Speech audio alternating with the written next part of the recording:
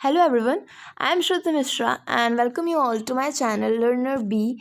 And today we are going to start our chapter number 5 of periodic classification of elements of class 10. और ये chapter बहुत ही interesting होने वाला है और इसमें आप काफ़ी कुछ नई चीज़ें पढ़ेंगे जैसे कि मॉडर्न पीरियोडिक टेबल और फिर किन किन लोगों ने इसके पीछे मेहनत की थी, क्यों वो फेल हुए, उसके रीजंस जानेंगे। और मैं पीरियोडिक टेबल के जो भी चीज़ें हैं उसको हम जानेंगे कि उसके अंदर और क्या क्या ऐसे बहुत सारी मैजिकल चीज़ें भी होती हैं। ठीक है, सो ये सब हम जानेंगे। ठीक है, सो ज़्यादा बातें नहीं करेंगे और शुरू करते हैं। Okay, in class 9th, we have learned that matter around us is present in the form of elements, compounds and mixtures, and the elements contain atoms of only one type. So हमने 9th standard में अगर आपको याद हो तो ये हमने पढ़ा था कि एलिमेंट्स क्या होते हैं कि जो किसी एक ही टाइप का जो एटम होता है उससे मतलब बनते हैं। ठीक है, एटम क्या होता है? Atom is the smallest particle of any substance. ठीक है, तो उसको हम एटम कहते हैं। और कोई एक ही जैसा एटम जैसे कार्बन है तो कार्बन के काफ़ी सारे एटम मिलके एक एलिमेंट बनाए, सॉरी मतलब कार्बन तो एक एलिमेंट ही है खुद में, लेकिन बहुत सारे से छोटे छोटे छोटे छोटे एटम मिलके एक एलिमेंट बनाते हैं। ठीक है, कंपाउंड्स क्या होते हैं कि जिसमें एक से ज़्यादा एलिमेंट्स रहते हैं। Compounds is made up of elements, तो दो एलिमेंट को अगर आप मिक्स कर देंगे तो वो क्या बन जाएगा? कंपाउंड। और मिक्सचर्स क्या होते हैं कि जिसके अंदर बहुत सारे अगर आप एलिमेंट्स हम देख रहे हैं या फिर दो से ज़्यादा या कंपाउंड ही हम कह सकते हैं कि अगर हमने मिक्स किया हो तो वो उसको क्या कहेंगे हम? मिक्सचर्स। ठीक है, do you know how many elements are known till date? तो क्या आपको पता है कि आज की डेट में कितने एलिमेंट्स ढूंढे जा चुके हैं? नहीं पता है, कोई बात नहीं, भी आएगा। At present 118 elements are known to us. So 118 elements आज की डेट में हम लोगों ने डिस्कवर किए हैं। All this have different properties. Out of this 118 only 94 are naturally occurring. तो ठीक है, इसमें क्या है कि ये जितने भी हमारे पास एलिमेंट्स हैं 118, याद रखिएगा इन सबकी अलग अलग प्रॉपर्टीज़ हैं, कोई भी एक दूसरे से सिमिलर नहीं है, सबकी अलग अलग केमिकल प्रॉपर्टीज़ हैं। ठीक है, और दूसरा चीज़ ये कि इनमें ये जो 118 है इनमें से 118 है, इनमें से सिर्फ 94 ही ऐसे कि जो नेचुरली है, कि जो हमको नेचुरली कहीं से मिलता है, बाकी सब आर्टिफिशियल है, मतलब मैन मेड है। ठीक है, as different elements were being discovered, scientists gather more and more information about the properties of these elements. जैसे जैसे डिफरेंट एलिमेंट हम लोगों को मिलते गए तैसे तैसे साइंटिस्ट लोगों ने क्या किया? इन सब की इन्फॉर्मेशन और इनकी प्रॉपर्टीज़ बनाना स्टार्ट कर दी। ठीक है, they found it difficult to organise all that was known about the elements.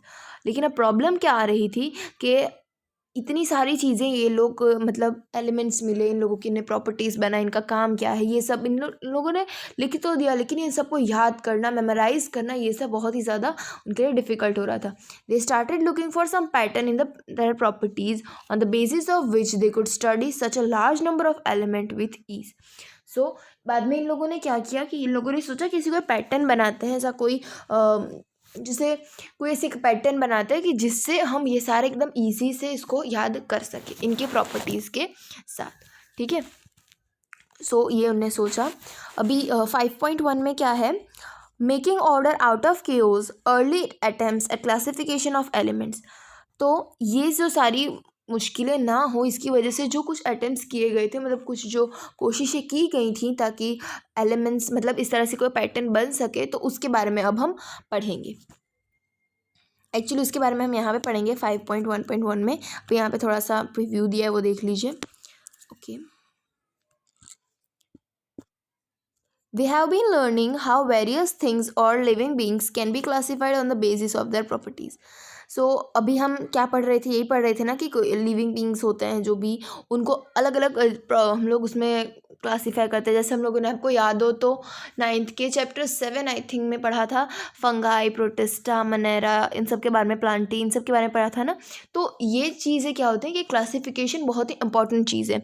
Even in other situations we come across instances of organisation based on some properties. और कई बार हम ऐसी सिचुएशन में भी आ जाते हैं, मतलब कई बार हमने ऐसा देखा है, हमने पाया है ऐसा कि ऑर्गेनाइजेशन भी कुछ अपनी प्रॉपर्टीज़ के ऊपर डिवाइडेड होते हैं। जैसे हमको पता है, अभी मैंने एग्जांपल दिया उसी तरह से, जैसे मनेरा, प्रोटिस्टा, फंगाई, प्लांटी, ये सब अलग अलग हैं, सबके सब लिविंग ऑर्गेनिज्म, बट इनके कुछ स्पेशलिटीज़, इनकी कुछ प्रॉपर्टीज़ तो वैसे केमिकल की होती हैं, लेकिन इनकी कुछ ऐसे कैरेक्टरिस्टिक्स की वजह से इनको अलग अलग डिविजन्स में डिवाइड किया है, ठीक है। Okay, further, for example, in a shop, soaps are kept together at one place while biscuits are kept together elsewhere. Even among soaps, bathing soaps and stacked separately from washing soap. Similarly, scientists made several attempts to classify elements according to their properties and obtain in orderly arrangement out of chaos.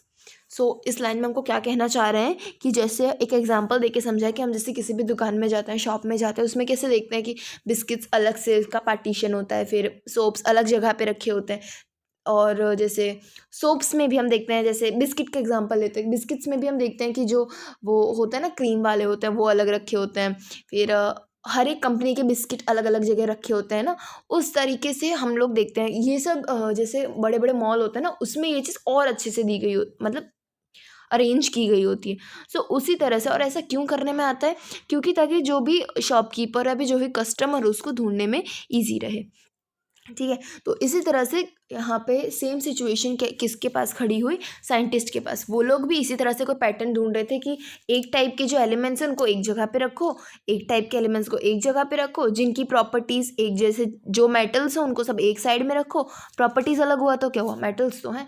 तो इसी तरह से उन्हें हर एक चीज़ को classify करने का, मतलब यही चीज़ वो सोच रहे थे।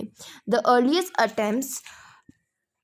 earliest attempt to classify the element resulted in grouping and then known elements as metals and non-metals, ठीक है। सो सबसे पहला जो अटेम्प्ट था, सबसे पहला जो ट्राई था, वो किसके बेस पे हो रहा था, मेटल्स एंड नॉन मेटल्स के बेस पे।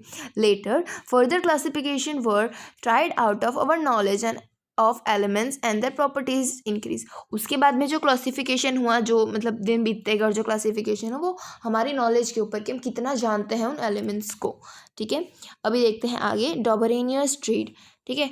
ये मेरे को पता है ये काफ़ी बच्चे बहुत ही गलत प्रोनाउंस करते हैं, तो इसको पढ़ा जाएगा डॉबरेनियर ट्रायड्स, ठीक है, डॉबरेनियस ट्रायड्स, ठीक है। इन ईयर 1817 जॉन वॉल्फगैंग डॉबरेनियर, ठीक है, याद रखिएगा, ये बहुत ही पहला ही इतना जो है ना, इतना फ्रेज बहुत इंपॉर्टेंट है। So in the year 1817 John Wolfgang Dobereiner, a German chemist, tried to arrange the elements with similar properties into groups, ठीक है। सो इन्होंने क्या किया था, हमारे जो भी डॉबरेनियर सर हैं वो एक जर्मन केमिस्ट थे, पहली चीज़, और दूसरा कि ईयर 1817 में उनने एक ऐसा पैटर्न, मतलब एक पैटर्न नहीं कह सकते, इस तरह से उन्हें एलिमेंट्स को अरेंज किया कि जिससे उनको ऐसे ग्रुप्स बना के उन लोगों को अरेंज किया, जो हम पैटर्न वो लोग सब लोग ढूंढ रहे थे ना, साइंटिस्ट लोग, तो उसी में उन्हें ये चीज़ की। He identified some groups having 3 elements each. तो उनके अभी उनने जो भी एक्सपेरिमेंट किया या फिर जो भी वो पैटर्न बना रहे थे वो क्या, वो देखेंगे हम। सो ही कॉल दिस ग्रुप ट्राइड्स। तो वो क्या कर रहे थे कि जितने भी एलिमेंट्स हैं उनको 3-3 के ग्रुप में डिवाइड कर रहे थे, ठीक है। फॉर एग्जाम्पल ये एटम्स हैं सारे, ठीक है, तो अब इनको ऐसे 3-3 ग्रुप में वो डिवाइड कर रहे थे, ओके। तो इसीलिए उनने इसको नाम दिया ट्राइड्स, और इस वजह से हम इसको बुलाते हैं डॉबरेनियस triads. Dobereiner showed that when the 3 elements in a triad were written in the order of increasing atomic masses, the atomic mass of the middle element was roughly the average of the atomic masses of the other 2 elements. तो इसमें थोड़ा सा आपको समझ में आया होगा, थोड़ा सा ऊपर से गया होगा, लेकिन इसमें कहना क्या चाह रहे हैं कि जैसे एलिमेंट्स हमारे पास, तो एलिमेंट्स को पहले किस तरह से आपको अरेंज करना है, मैंने अभी आपको यहाँ दिखाया था कि 3 एलिमेंट्स का मैंने ग्रुप्स बनाए थे, राइट। लेकिन किस तरह से ग्रुप बना, कोई भी एलिमेंट थोड़ी ना उठा के कहीं पे रख देंगे, ऐसा नहीं। सबसे पहले कि जिस एटम का मास, जिस एलिमेंट का मास सबसे कम होगा, मतलब जिसका हम कह सकते हैं वेट सबसे ज़्यादा कम होगा, उसको पहले रखा, ठीक है। उससे जिसका ज़्यादा वेट था उसको उसके बाद रखा, ठीक है। फिर उससे ज़्यादा वेट वाले को उसके बाद रखा, फिर उससे ज़्यादा वेट वाले को उसके बाद रखा, ठीक है। इस तरह से उनके एटॉमिक मासेस के हिसाब से उन लोगों को अरेंज किया, ठीक है, ओके। यहाँ पे 2 छोटी छोटी बना लेते हैं, यस।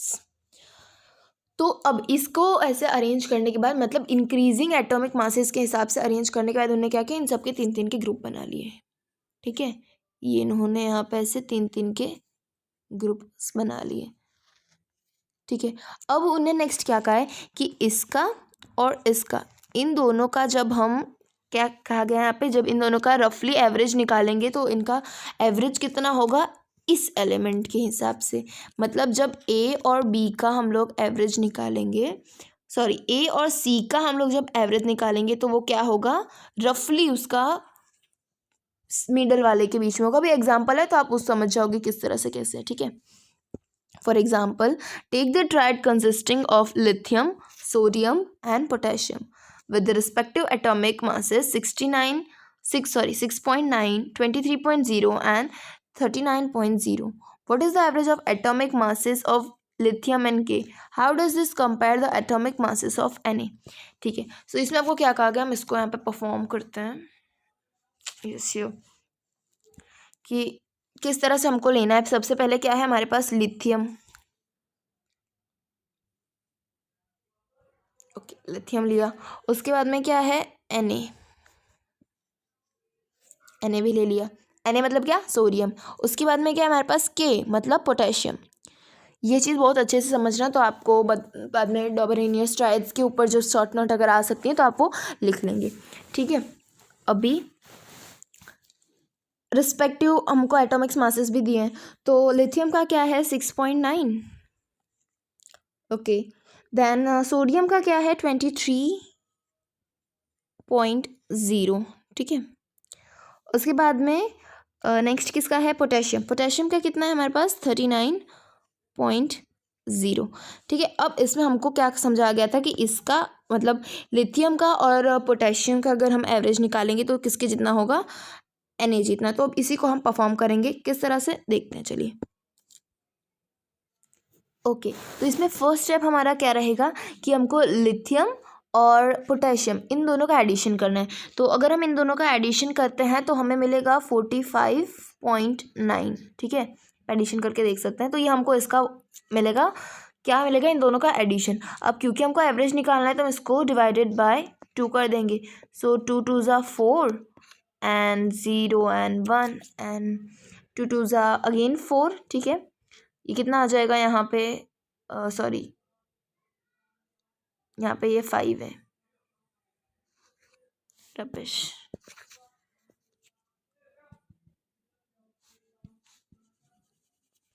ओके,